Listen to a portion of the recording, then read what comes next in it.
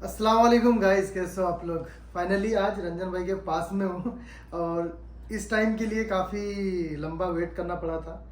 तो आज के इस वीडियो में रंजन भाई के बारे में जानेंगे। स्पेशली मेरे को जो जो जानने का मन था ना, वो आप लोग को भी बताऊंगा इस वीडियो में। रंजन भाई, स्वागत है आपका मेरे चैनल पर। Thank you so much. और आप सभी लोगों को जो भी देख रहे हैं, और ये पहली बार नहीं है जब हम लोग मिल रहे हैं, ये दूसरा या तीसरी बार है, लेकिन वर्चुअली मिले थे। बिल्कुल। आज आमने सामने बैठे हैं, ये देखो रियल आदमी है ये। तो सबसे पहले मैं बता दे रहा हूँ, रंजन भाई को मैं कोविड के टाइम से फॉलो कर रहा था। और उस समय जब मैं इनको देखा ना यूट्यूब पे, मुझे तो बहुत सारा चीज़ नहीं आता था। मैं सोचता था कि आपसे कांटेक्ट करके पूछूं कि कैसे क्या करना नहीं करना है। और आपका जो कंटेंट मैं देखता था ना यूट्यूब में, अभी भी जो देखता हूँ, मुझे यूनिक लगता है। बाकी यूट्यूबर्स जो बताते हैं या इवन मैं भी बताता हूँ, मुझे पता नहीं क्यों इनका जो कंटेंट है, जो समझाने का तरीका है, जो रिसर्चेज हैं, वो बड़ा मतलब एक प्रॉपर जर्नलिज्म टाइप का लगता है। माशाल्लाह, बहुत अच्छा कर रहे हैं रंजन भाई। तो आप अपने बारे में थोड़ा बताइए ऑडियंस को कि आप है कहाँ से एक्चुअल इंडिया में। शुरुआत करते हैं एक स्टार्टिंग पॉइंट से। बाकी मैं आपके सवाल का जवाब देना चाहूँगा। ये वीडियो का शुरुआत ही हुआ था कोविड में। अच्छा, है ना। तो ये शुरुआत जो हुआ था वो बहुत अच्छा इंटरेस्टिंग स्टोरी है कि जब आप कुछ एक परेशानी से गुजर रहे होते हो, तो आपको पता होता है कि वो परेशानी क्या है। सही है ना। तो मैं भी लगभग 7 महीने इंडिया में था कोविड में। अच्छा। 7 मंथ्स। और कहीं इंफॉर्मेशन था नहीं। तो जब मैं आ गया सऊदी अरेबिया, तो मैंने सोचा कि भाई क्यों ना मैं भी लोगों को बताऊं ये सारी बातें। है ना, आराम से आ जाएंगे। और उस समय सोशल मीडिया में बहुत सारे मिसअंडरस्टैंडिंग्स थे। तो उस समय मैंने चैनल शुरू किया था, और एक जिम्मेदारी भी था कि अगर आप एक गलत इंफॉर्मेशन दे दिए, फिर क्या होगा। लोग बहुत डरावना माहौल था उस समय। हाँ। अच्छा, कमेंट करके आप लोग बताइएगा, कोविड के टाइम कुछ यूट्यूबर ने लोगों को डराया भी बहुत है, मालूम है कि नहीं, बहुत ज्यादा डराया है। तो आप लोग भी बताना उस समय किसका वीडियो देख के आप लोग डरते थे। और मैंने देखा है कुछ लोग तो यूट्यूब से भी चले गए, क्योंकि उन्होंने उस समय लोगों को बहुत ज्यादा व्यूज के चक्कर में मिसलीड करा था। देखिए, व्यूज अनदर थिंग है, बाकी आपका एक सोशल रेस्पॉन्सिबिलिटी है ना। हम सब लोगों का एक सोशल रेस्पॉन्सिबिलिटी है कि जब आप सोशल मीडिया में बताते हो किसी को, तो आप एक इंडिविजुअल हो, आपको n नंबर ऑफ पीपल देख रहे होते। आप जो गलत बताओगे उसमें से अगर मान लो एक आदमी को भी परेशानी हुआ ना, तो आप फेल। चलो, ये तो YouTube के बारे में हो गया। जो सब्जेक्ट है आज का वीडियो का, उस पे आते हैं। ओके। तो रंजन भाई, आपका पढ़ाई और आपका एरिया बताइए, आप कहाँ से बिलोंग करते हैं। देखिए, हर आदमी का जो लाइफ का प्रोग्रेस होता है वो डिफरेंट प्लेसेस में होते हैं। तो इंडिया में लगभग हर एक स्टेट में मेरा रहा है एंगेजमेंट्स। अच्छा। तो बेसिकली तो मैं सऊदी अरेबिया में हूँ, और मैं कोई ट्रैवल एजेंट हूँ नहीं। कई लोगों को लगता है कि आप ट्रैवल एजेंट है आपका ऑफिस की तरह। मैं एजेंट नहीं हूँ, राइट। बाकी जो मेरा इनिशियल बचपन था वो अरुणाचल प्रदेश में था। मेरा जन्म अरुणाचल प्रदेश में हुआ। वहीं पे पढ़ाई लिखाई किया क्लास 10 तक। जवाहर नवोदय विद्यालय का नाम सुना होगा आप लोगों। उसमें क्लास 6 से मैं हॉस्टल में था। नवोदय क्या? हाँ, नवोदय विद्यालय। अच्छा। क्लास 5 में एक एंट्रेंस एग्जाम होता था, तो उसमें पास हो गया। इसके बाद में 1999 से लेके हॉस्टल में ही हूँ। तो 1999 में गया क्लास 6 में। इसके बाद अरुणाचल प्रदेश का एक वो चाइना बॉर्डर साइड में एक इलाका था, 4 पहाड़ी के बीच एक गांव में एक स्कूल। और वो स्कूल का खास बात भी यही था कि उस समय में दो पत्ता का स्कूल था। पत्ता का छत था, उसका नीचे मट्टी का जमीन था, मतलब टेम्पररी साइड था वो। तो वो था नवोदय विद्यालय, काफी अच्छा सेंट्रल स्कूल है वो। इसके बाद में 2004 में क्लास 10 पास किया। इसके बाद 2004 में ही फिर असम चला गया क्लास 11 और 12 पढ़ने के। तो ये हो गया 2005-2006। 2006 में जब क्लास 12 पास किया, फिर चला गया कर्नाटका इंजीनियरिंग करने के लिए। तो 2006 से लेके 2010 तक वहाँ पे इंजीनियरिंग करा। इंजीनियरिंग किसमें किया आपने? मैं इलेक्ट्रिकल इलेक्ट्रॉनिक्स। ओके। इसके बाद फिर 4 साल वहाँ बिताए। हाँ। इसके बाद फिर नौकरी के लिए 2010 में फिर आया महाराष्ट्र। मुंबई है ना? महाराष्ट्र, मुंबई नहीं, महाराष्ट्र में भी 3 जगह, एक औरंगाबाद, एक पालघर, एक बोईसर, ये 3 जगह में मैं रहा हूँ। अच्छा। लगभग 1.5 साल रहा हूँ। ओके, वहाँ पे भी अलग अलग कंपनीज में काम करा। कैसे वहाँ का एक्सपीरियंस कैसा उस समय? अब तो फ्रेशर थे। उसमें बहुत प्रेशर था एज एन इंजीनियर, है ना, फर्स्ट क्लास डिग्री के साथ में। मैं सोचा कि अच्छा ऑफिस जैसा आदमी का वो माहौल होता है, ऑफिस मिलेगा, फलाना मिलेगा, ये सारा ये गलत थिंकिंग है, ऐसा कुछ नहीं होता। वो अभी मिल गया ना, थोड़ा स्ट्रगल करने के बाद मिल जाता है। तो हाँ, तो वो वहाँ पे जब मैं गया तो भाई वो सुपरवाइजर बोलता है कि पैकिंग करो। हाँ। ट्रॉली में सामान लेके ले जाओ आगे। चलो ठीक है, उस समय लगा भी था कि हाँ करना जरूरी है, जब तक आप ग्राउंड लेवल वाली चीजें नहीं सीखोगे। तो वो जो एक मिसकंसेप्शन था कि एक engineer with first class degree अच्छे यूनिवर्सिटी से पास होने के बाद आपको एक बढ़िया ऑफिस मिलेगा 50-60 रुपये। थोड़ा इंटरप्ट करूंगा मैं, ये सेम माइंडसेट अभी भी बहुत सारे लोगों में रहता है। मेरे फ्रेंड सर्कल में मेरा कजन, नाम भी लेना, कौशल नाम है, उसने भी बीटेक करा। बीटेक करने के बाद वो सोच रहा था कि मैं डायरेक्ट ऐसा इंजीनियर बन जाऊंगा, लेकिन ऐसा होता नहीं है ना। प्रोफेशनल लाइफ में स्टार्टिंग में तो स्ट्रगल करना ही पड़ता है। तो उसके बाद क्या हुआ फिर? तो हम लोग थे 2010 में। 2010 में फिर जब मैं गया औरंगाबाद, तो वहाँ पे मतलब ये था कि रूम भी ढूंढना पड़ रहा था, और वहाँ पे लोग पूछ रहे थे कि ब्राह्मण हो, पंडित हो, या फिर ऐसा तब दे रहा था। मेरे साथ एक और लड़का था जो थोड़ा जो यादव था या कुछ था, पता नहीं, वो बोल रहा था यादव इसको नहीं दूंगा। मुझे वो समझ में आया उस समय बाहर निकल के कि भाई रूम लेने के लिए यार ये अपना पता नहीं कंट्री में कब तक चलेगा, ये बड़ा गलत लगता है ना। तो बेहाल उस दिन एक रूम मिला। जून का महीना था 2010 का। पहली बार शिफ्ट हुए किसी रूम में, रात का 2 बज रहा था। मेरे यहाँ पे एक चूहा जैसा निडल्स जैसा नहीं होता है, वैसा लगा। मैं ऐसे किया तो देखा अरे कुछ है, लाइट खोला तो देखा यार चूहा चूहा काट रहा। मैं कट करके भागा। अच्छा। तो क्या कट किया पता नहीं, लाइट खोला तो खोले, इधर देखा तो चूहा है, कहाँ से घुसा पता नहीं, वो चूहा काटा ना, वो मुझे अभी तक याद है। उसके बाद फिर वो चेंज करा वो कमरा। इसके बाद फिर वहाँ पे कंपनी में गया, तो वहाँ पे पैकिंग करने के लिए बोला उसने, मशीन चलाओ बोला। मैंने नहीं भाई ऐसे थोड़ी ना होता। फिर भटका इधर उधर। फिर भटक के फिर से वही कंपनी में गया। अच्छा, तो आप वहाँ पे क्या पोजीशन पे गए थे? वहाँ पे जब इंजीनियर जाते हैं ना, तो शुरुआत में उसको बोलते हैं GET, ग्रेजुएट इंजीनियर ट्रेनिंग। अच्छा। जो भी जाते हैं वो अप्रेंटिस होता है, जैसा ITI का नहीं होता है, वैसे उसको GET बोलते हैं। तो वही वीडियोकॉन का कंपनी था औरंगाबाद में।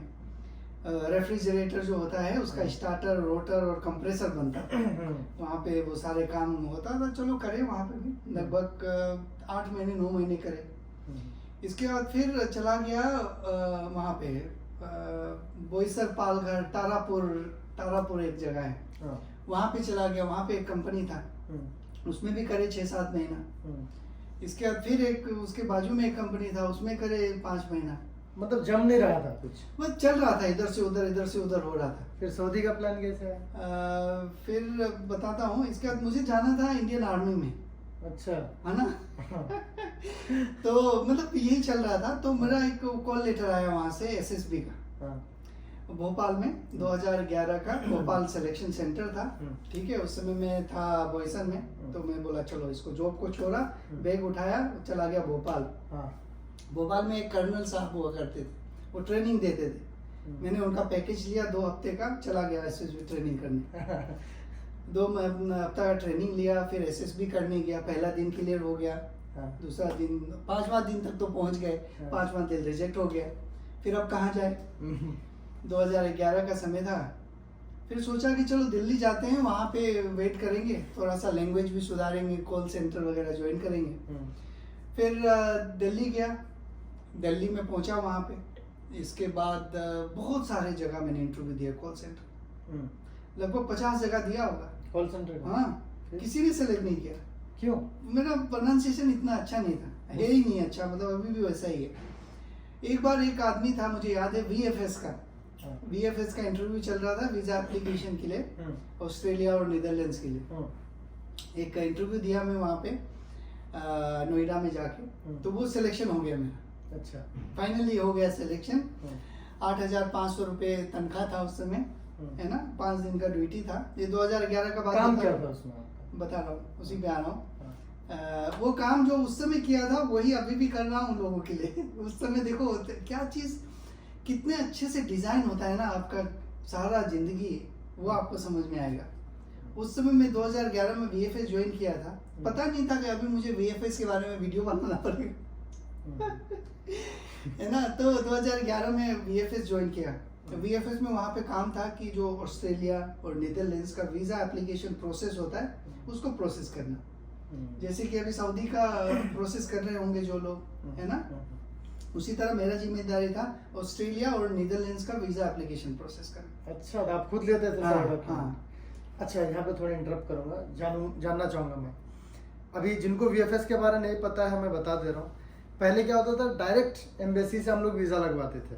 VFS एक थर्ड पार्टी संस्था है बोल लीजिए, जो ग्लोबली आज इनके साथ में करीबन 100 से ज़्यादा कंट्रीज़ है ना, जो वीज़ा प्रोसेसिंग का काम करवाते हैं। पहले सऊदी अरब नहीं था, लेकिन सऊदी ने भी फाइनली कंसिडर कर लिया VFS को। और VFS जो है 1948, याद नहीं है मुझे कब से चालू हुआ, लेकिन काफ़ी दिन से है ये, है ना। इसका भी एक कहानी है। हाँ, एक आदमी था जिसको वीज़ा लेना था, काफ़ी लंबा लाइन में लगा हुआ देखा हो, राइट। तो उसको लगा कि यार ये तो मैं फैसिलिटेट कर सकता हूँ, तो एक छोटा सा ऑफिस खोला, गवर्नमेंट वालों से एग्रीमेंट करा, इंटीग्रेट करा।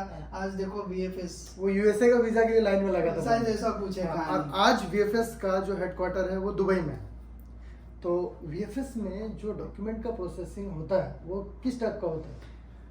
देखिए VFS एक जैसे कि थर्ड पार्टी है, उनको इंस्ट्रक्शन दिया जाता है कि आप किस तरह के डॉक्यूमेंट्स एक्सेप्ट कर सकते हैं, किस तरह के डॉक्यूमेंट्स एक्सेप्ट नहीं कर सकते हैं।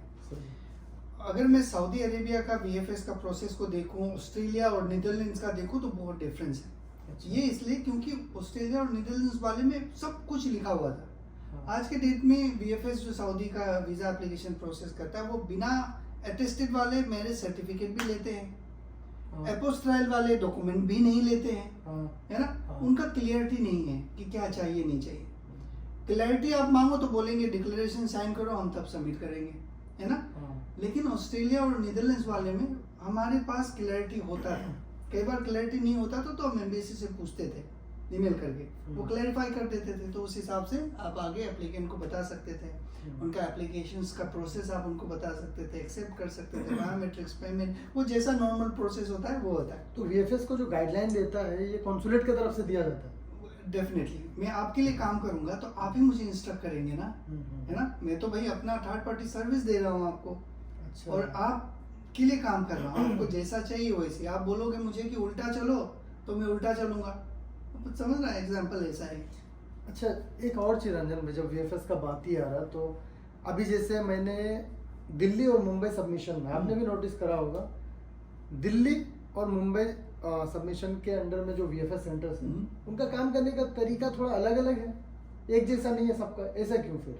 ये मेरे समझ के भी बाहर है, क्योंकि देखिए कंट्री एक है, हाँ, बेशक उनका मिशन अलग अलग है। मिशन मतलब एक हो गया दिल्ली रीजन में, देखो एक इतना बड़ा कंट्री को एक ऑफिस, एक सेंटर कंट्रोल नहीं कर सकता है, तो वो क्या करते हैं, बांट कर देते हैं। अब कई कंट्रीज का क्या है कि बेंगलोर में भी मिशन है, ओके। सऊदी ने अभी तक 2 ही करा है, मुंबई और दिल्ली, है ना, बाकी जगह नहीं है। तो यहाँ पे डिफरेंसेस देखने को ये मिलते हैं कि जो एम्बेसी वाला है उनका डॉक्यूमेंट रिक्वायरमेंट ज़्यादा है, कॉन्सुलेट वाले का डॉक्यूमेंट रिक्वायरमेंट कम है।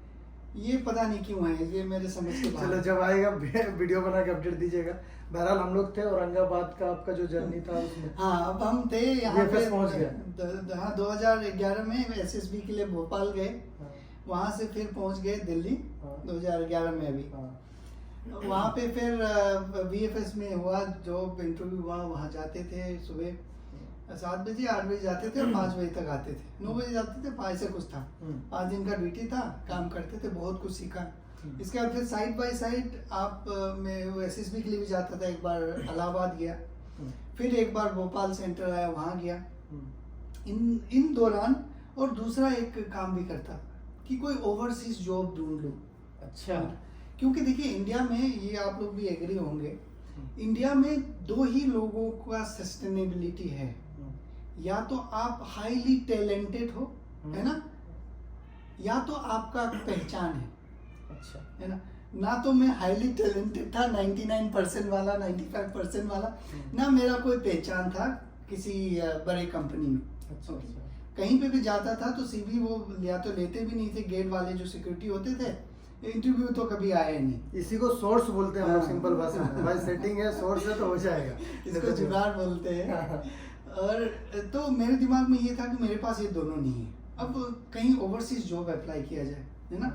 तो वहीं दिल्ली में भी बहुत सारे कंसल्टेंसी थे, वहाँ पे गया, इंटरव्यूज दिए, है ना, कई जगह से बोला कि नहीं बाद में बोलेंगे, कल बोलेंगे। एक कंपनी का इंटरव्यू था जो मैं सऊदी में आया था, जिसमें अच्छा, कौन सा कंपनी? एक था अल जिहाज नाम का। अल जिहाज। हाँ। उसका पोजीशन आ रहा था procurement engineer, project manager, procurement manager, ऐसा करके कुछ। ओके। मैंने देखा, मैं बोला इनमें से प्रोक्योरमेंट वाला थोड़ा सा नियर बाय बैठता है। ठीक है, पढ़ाई किया, छोटा सा मोबाइल हुआ करता था उस समय, उसमें पढ़ाई किया, वही डायग्राम बना कि प्रोसेस क्या है, स्टार्ट कहाँ से होता है, खत्म कहाँ से होता है। 2011 की बात है? 2012 की बात है। ओके। है ना। इसके बाद 2013 में उस कंपनी का इंटरव्यू था। अब कंपनी का इंटरव्यू देने गया मैं, वो जो एजेंसी वाले रहते हैं वो सीवी देखा, बोला नहीं आपका तो इस कंपनी का जो सबस्टेशन का, इलेक्ट्रिकल का, ट्रांसमिशन लाइन का एक्सपीरियंस ही नहीं है, है ना। उसमें एक आदमी था जो मुझे हमेशा याद रहे, वो आदमी आया, उसका बोला कोई बात नहीं, अंदर जाने दो, है ना, इंटरव्यू वाले के पास में जान दो, वो अपने ही रिजेक्ट कर देगा। सही बात। हम लोग बहुत बढ़िया भाई, जाने तो मिलेगा कम से कम, देख लेंगे वहाँ, संभाल लेंगे। ठीक है, तो वहाँ पे गया मैं, तो वहाँ पे एक बहुत ही अच्छा सा एक सऊदी था या इजिप्शियन था पता नहीं, काफ़ी एजेड। उसने सीवी देखा, पढ़ा सीवी को, एक एक चीज़ पूछा, ये क्या वो क्या, सारी चीज़ें बताई, सऊदी क्यों जाने चाहते हो, ऐसा वैसा, मैंने बताया जो था इंटरव्यू में वो बताया, पूरा एक्सप्लेन करूँगा तो काफ़ी लंबा हो जाएगा। इसके बाद उन्होंने बाजू में एक एजेंसी वाला था, उसको बुलाया, बोला कि इतना रियाल लिख दिया, बोला कि इंडियन करेंसी में इतना रुपया होगा, ठीक है। कौन हिंदी वाला बोला? हिंदी में बता रहा था मुझे वो एजेंसी। अच्छा, ठीक है, मतलब ठीक है।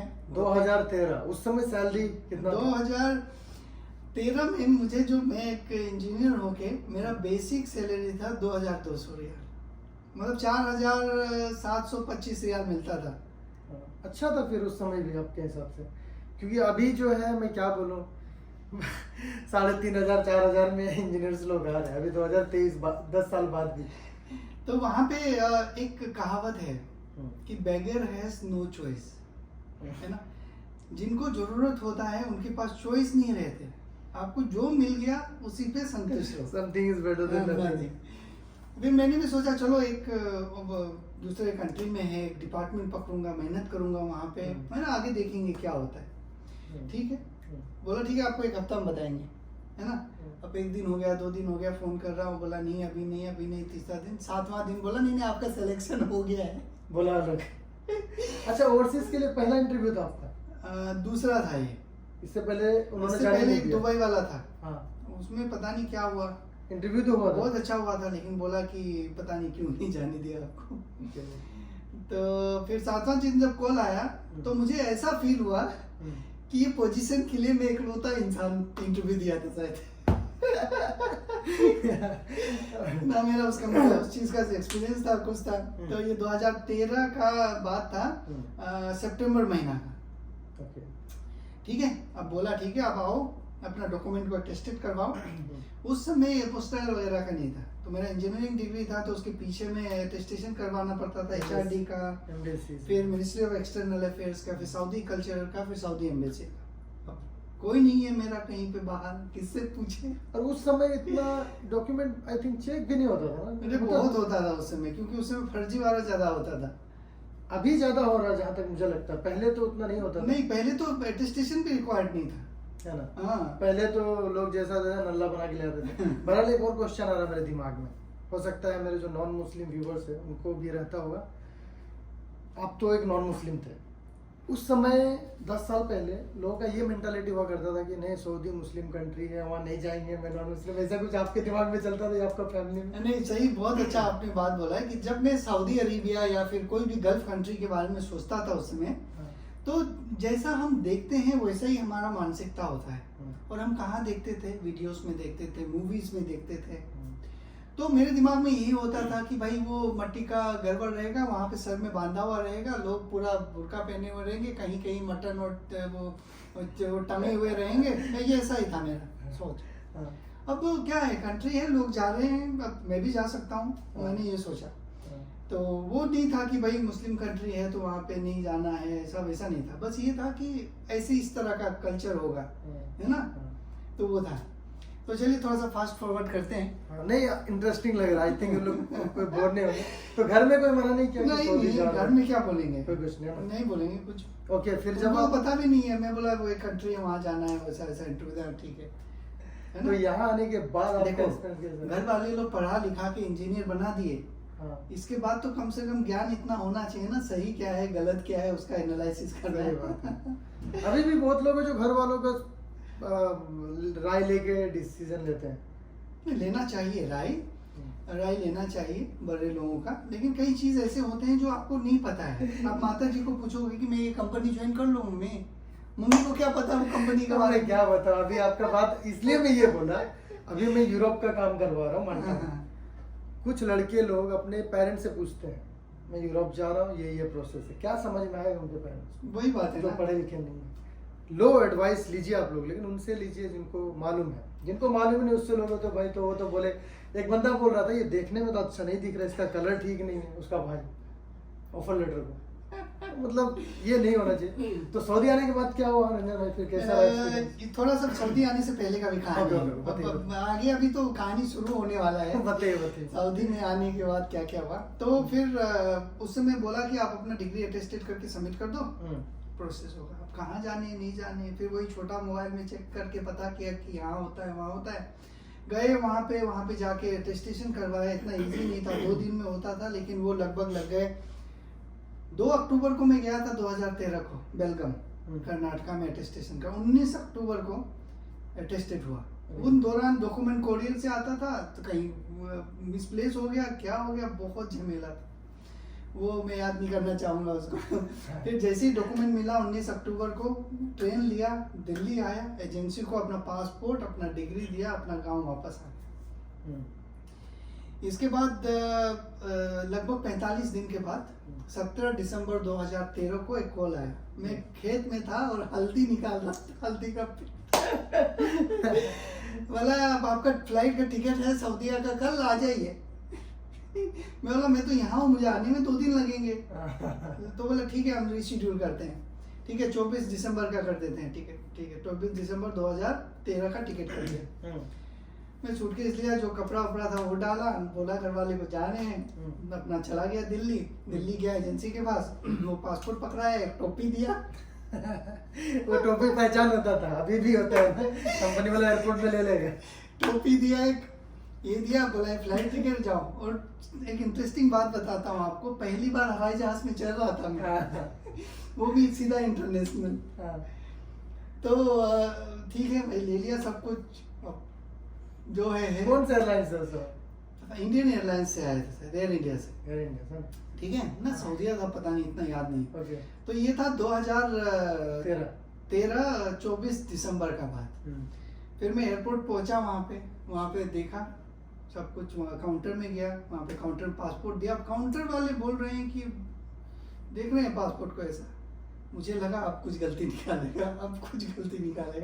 पहली बार यही ख्याल आता है, अगर पासपोर्ट ज्यादा देर तक पकड़ ले, फोन वोन करने लगे इधर उधर, तो आपको यही लगेगा कि कुछ गलती होगा। फोन कर रहे थे क्या सर? हाँ, क्यों करते हो लोग? पता नहीं क्या ड्रामा था उनका।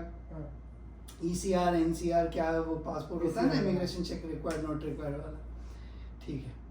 तो फिर हालांकि वो उठ के भी गया, पूछ के आया कहीं से, फिर बोला ठीक है बोर्डिंग पास दे दे, चलो खत्म। अब उसमें पता नहीं था, बोर्डिंग पास दे दिया तो और भी प्रोसेस होता है, इमिग्रेशन है, आगे फ्लाइट में चढ़ने से पहले का प्रक्रिया है। तो फिर देखा, अच्छा यहाँ जा रहे हैं लोग, भीड़, वहाँ चले गए, तो वहाँ पे एक फॉर्म भरने दे रहा था। अच्छा ये इमिग्रेशन यहीं पे थप्पा लगता है पासपोर्ट में, तो फिर वहाँ पे गए, वहाँ पे बोला कि क्या करने जा रहे हो? सर जॉब करने जा रहा हूँ। ऑफर लेटर है? बोला नहीं सर, वो तो लगेज में डाल दिया हूँ। ऐसे देख रहा हूँ, मुझे लगा क्या गड़बड़, क्या काम के लिए जा रहे हो, किस पोजीशन के लिए जा रहे हो, ये वो। और मेरा अच्छा बात ये था कि मेरा वीज़ा शुरुआत से ही इंजीनियर का लगा था, है ना, लेबर का नहीं लगा था। तो ठीक था, चलो ठीक है। फ्लाइट में बैठा, आ गया सऊदी। 24 दिसंबर 2013 को मैं सऊदी जद्दा में पहुंचा। जद्दा में पहुंचा, एयरपोर्ट में ढूंढ रहा हूँ कोई आएगा लेने के लिए, आएगा आया नहीं। अकेले थे और भी तो। मैं अकेला ही था। अब मैं सोचा कि एक नंबर भी दिया था, मैं एक सिम खरीदा 35 रियाल का, कॉल कर रहा हूँ, रिसीव नहीं कर रहा है। हार धार के मैं क्या किया, वो टोपी पहना और एक कोना में जाके बैठ गया। लगभग 8 बजे पहुंचा था, 2 बजे रात में मैं जद्दा के एयरपोर्ट में बैठा रहा। एक ड्राइवर आया, हाँ मुझे, हाँ भाई भगवान जैसा लग रहा था मुझे। यही होता है भाई, यहाँ पे लोग इतना रिस्पॉन्सिबल नहीं होते। नहीं, फिर मैं उसके साथ गया, वो होटल ले गया, वहाँ पे रखा। तो मैं पूछा भाई कहाँ रह गए थे? हिंदी था अरबी था? पता नहीं कौन था, शायद पाकिस्तानी था कोई। अच्छा। तो बोला देखिए आपको जो लेने आया था ना, वो किसी और को ले गया 8 बजे।